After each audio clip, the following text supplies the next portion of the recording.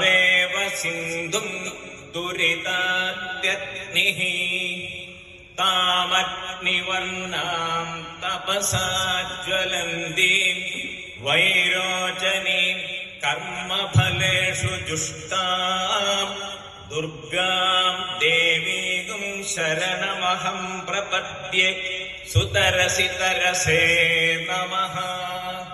अग्ने त्वं पारयानव्यो अस्मान् स्वस्तिभिरदि दुर्गाणि विश्वा पूश्च पृथ्वी बहुलान उर्वे भवातोगाय तनयाय शम्योः विश्वानि नो दुर्गः जातवेदः सिन्धुं न नावा दुरितादिपर्षि अग्ने अत्रिवन्मनसा गृणानोऽस्माकं बोध्यपिता तनूनाम् पृतनाजितगुं सहमानमुग्रमग्निगुं हुवेम परमात् सदस्ताद् स नः पर्षदधि दुर्गाणि विश्वा क्षामद्देवो अतिदुरितात्यग्निः प्रश्नोषिकमेढ्यो अध्वरेषु सनाच्च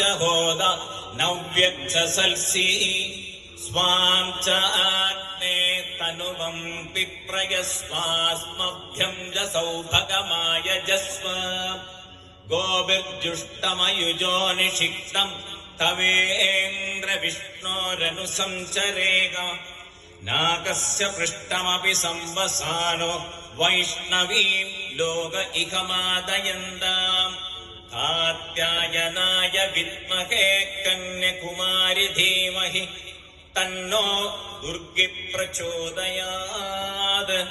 ॐ शान्ति शान्ति शान्तिः। ॐ श्री गुरुभ्यो नमः। हरिः ॐ।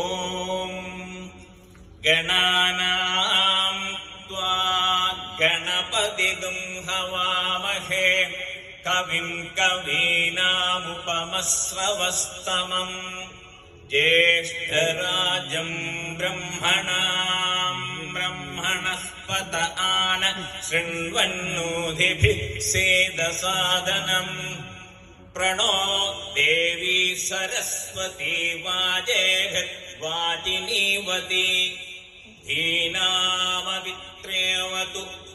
गणेशाय नमः। सरस्वत्यै नमः। श्री गुरुभ्यो नमः। हरिः ॐ। ॐ नमो भगवते रुद्राय।